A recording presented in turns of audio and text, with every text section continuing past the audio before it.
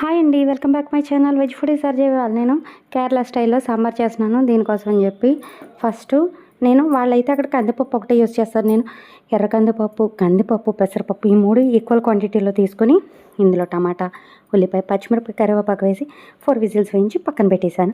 తర్వాత ఒక కడాయి తీసుకొని అందులో ఒక 5 స్పూన్ల వేరుశనగ నూనె వేసుకొని పోపు దినుసులు వేసుకొని మీకు నచ్చిన వెజిటేబుల్స్ అన్నీ కూడా యాడ్ చేసుకోవచ్చు. యాడ్ చేసుకొని మూత పెట్టి మగ్గనివ్వాలి.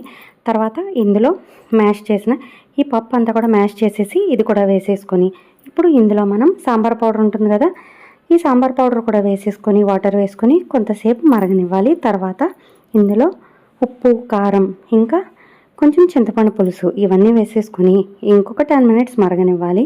లాస్ట్లో దించే ముందు మనం నూనెలో ఒక 3 స్పూన్ల సాంబార్ పౌడర్, 1 స్పూన్ కారం, ఇంకా ఇంగువ వేసుకొని పోపు పెట్టేసుకుంటే సూపర్ ఉంటుంది. సబ్స్క్రైబ్ చేయడం మర్చిపోకండి.